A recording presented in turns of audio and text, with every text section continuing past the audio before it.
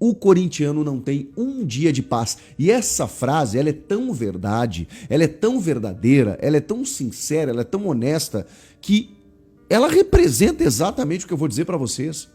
O Corinthians se classifica num derby histórico, inédito de Copa do Brasil, ganhando por 3-0 no agregado do seu arquirrival, 2-0 na casa do adversário, fazendo poropopó dentro do Allianz Parque, uma loucura, uma festa. Corinthians, assim, no meio de uma crise política, administrativa, tem uma assembleia para votar o impeachment, para confirmar o impeachment no sábado.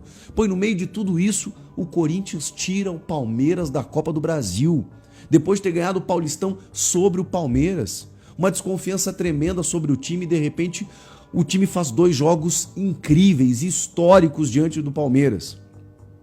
No dia seguinte, mas assim, na manhã seguinte, vem a bomba. Vem uma notícia que ninguém gostaria. O Memphis Depay saiu no primeiro tempo, se machucando sozinho. Aquela lesão muscular clássica, que a gente olhava e percebia que ela tinha acontecido, né? Ele vai dar o sprint, sente a coxa e pede substituição. Pois bem, ele teve confirmada essa lesão, uma lesão de grau 2 no seu músculo posterior da coxa esquerda. O Memphis Depay é o seguinte, ele deve ter um retorno de aproximadamente 3 a 4 semanas. Nós estamos no começo do mês de agosto. Dificilmente ele joga em agosto. Ele deve voltar apenas em setembro. E aí, assim, um jogador de 33 anos, né? Então ele vai... Perdão, 30 anos, né? 30 para 31. Acho que ele já fez 31. Então ele vai voltar fazendo fisioterapia, vai fazer a transição física, aquela coisa toda. Eu diria que um mês o Memphis Depay deve estar de fora. Então, no início de setembro é que ele deve voltar a estar à disposição, o Memphis Depay. É direita, tá? Coxa direita. Uma lesão de grau 2 no músculo posterior da coxa direita. Agora, o problema mais grave é o de André Carrilho. Porque o Carrilho, no começo do segundo tempo, ele numa disputa com o Giai, que caiu em cima do tornozelo dele, ele acabou sendo substituído e eu confesso pra vocês que durante o jogo ali eu não percebi. Até porque o Carrilho tava no gramado, depois ali, né, junto com os demais companheiros, no vestiário, ele meio que comandou a festa também. O Carrilho tava bem, aparentemente, né? E aí quando vem a notícia de uma lesão ligamentar no tornozelo com a necessidade de uma cirurgia, aí temos um problema. Temos um problema que não é tão simples assim. Existe uma média de tempo de retorno para uma lesão como essa, no tornozelo, ligamentar, uma cirurgia, que é de 3 a 4 meses. Dificilmente ele volta antes disso. E aí nós estamos falando de agosto. Agosto inteiro, né? Setembro inteiro. Outubro inteiro. Pode ser que ele volte em novembro. O campeonato vai longe, vai até o dia 22 de dezembro. Ele volta ainda nessa temporada, mas assim, vai pegar o último mês, né? Provavelmente. E aí vai voltar, né? Aquela coisa, todo um longo tempo parado. É um problema porque a gente falava do time ideal, né? O time ideal tem André Carrilho. E o Carrilho, que até acho que fisicamente estava um pouco abaixo nos últimos jogos, nos derbys eu acho que ele foi fundamental.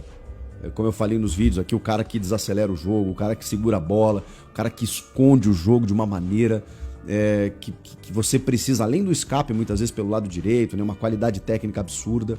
O Corinthians vai ter que contratar agora mais do que nunca, porque perde um referencial do seu ataque por pelo menos um mês e perde um cara super importante, além de uma liderança, né, técnica dentro do jogo, um cara que auxilia o Rodrigo Garro na armação, um cara que cobre muito bem aquele lado direito, um cara que dá uma qualidade, ele eleva o patamar do time do Corinthians, o André Carrilho. E a gente tá falando de um longo período fora. E aí, jogos importantíssimos em Copa do Brasil, momentos decisivos do Campeonato Brasileiro. Então, assim, ele é imprescindível, o André Carrilho. Tem 33 anos já, precisa de um cuidado maior, mas vai se ausentar por um período significativo. Então, Fabinho Soldado vai ter que se mexer, inclusive, para o meio-campo. Porque se a gente entende que o time ideal do Corinthians é fantástico, e na minha opinião ele é, Quando você começa a perder essas peças, o elenco ele se torna insuficiente para o que você pretende. O que o Corinthians pretende? Pretende continuar sofrendo como estava? Ou avançar como avançou diante de um Palmeiras em 2 derbys? Porque ele tinha o seu time titular. Ele tinha a qualidade do seu time titular. Então você precisa equiparar isso em contratações. Tem reforço chegando e é pro ataque e eu gostei muito da contratação. O que eu cobro dos dirigentes é criatividade. E infelizmente, na ausência de dinheiro e com, por exemplo, a dificuldade de você ter que achar 30 milhões de reais para pagar até segunda-feira o Santos Laguna para não sofrer o transfer ban pelo Félix Torres, e aí se você sofre o transfer ban você não pode inscrever jogadores, o Corinthians tem que agir meio rápido, porque vai que não consegue pagar na segunda-feira. E agiu. O Vitinho, 31 anos, aquele atacante revelado pelo Botafogo, que teve uma passagem longa pelo Flamengo também, jogou no Inter, eu acompanhei ele no Inter lá, mais novinho, jogou muita bola, tem uma finalização fantástica, tanto de perna esquerda quanto de perna direita. Sempre foi um jogador muito rápido, hoje aos 31 anos talvez tenha mudado um pouco sua característica, mas esse sim é um jogador rodado, de boa técnica e que vai agregar muito mais do que hoje Thales e Romero, né, que são as principais alternativas, especialmente o jogador de beirada. Não é o velocista ainda, imagino eu, pelo estágio da carreira, 31 anos, repito, mas eu acho que é o jogador de lado que pode jogar ao lado do Yuri Alberto, fazendo ali uma dupla de ataque, né, com o Rodrigo Garro armando, e aí você não perde tanta qualidade. Ele já fez exames médicos, ele está prestes a ser anunciado, pode ser até que já tenha sido anunciado enquanto você está vendo esse vídeo, mas ele já está em São Paulo, veio livre de custos porque estava livre no mercado, depois de encerrar o seu vínculo com o Al Ettifaq da Arábia Saudita. E nessa última temporada, em 65 jogos, ele tem 12 gols e 10 assistências. São 22 participações em gols em 65 jogos, uma participação em gol a cada 2 partidas, a cada 3 partidas, na verdade, né? Uma participação a cada 3. Não são números tão positivos assim, mas repito, o que ele mostrou lá no Flamengo, eu tô falando para um atacante, né? O atacante teria que ser mais influente no jogo. Mas também outro mercado, né? Pelo que ele já mostrou em Flamengo, Botafogo e Inter, eu acho que trata-se de um jogador para grupo, tá? Não acho que ele venha para ser solução. Pode ser que ele chegue aqui e arrebente, né? E seja destaque absoluto. Mas eu acho que ele vai se tornar um 12º jogador, especialmente quando o meio estiver à disposição. Mas é importante você ter um jogador desse nível no teu banco de reservas para você poder contar.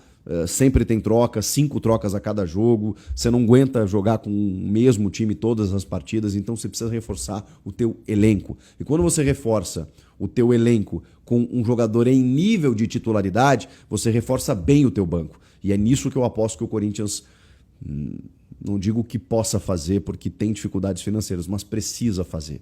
O Fabinho vai ter que usar a criatividade, como usou nesse caso, para mais um jogador meio campo ali, né? Por exemplo, o Alex Santana foi para o Grêmio, está sendo até bem criticado lá. Os outros jogadores de meio ali, você precisa ter o Bidon pode acabar saindo, você precisa ter um fôlego ali para o Martínez, um meia para o Rodrigo Garro, porque saiu o Coronado, o Dieguinho pode ganhar mais oportunidades e tal, mas tem que ir para o mercado de qualquer maneira. Então, é nisso que o Corinthians se baseia. Precisa reforçar até porque você não controla as lesões. E aí dá para entender, né? Dá para a gente conseguir mensurar o quanto o Corinthians esticou a corda nesses 2 jogos contra o Palmeiras. A ponto de 2 titulares importantíssimos estarem machucados. Até o Yuri saiu com dores, mas ele não teve detectado uma lesão, felizmente. Então, valeu pela classificação. Foram jogos históricos. A gente traz mais repercussões nos próximos dias dessa grande vitória sobre o Palmeiras.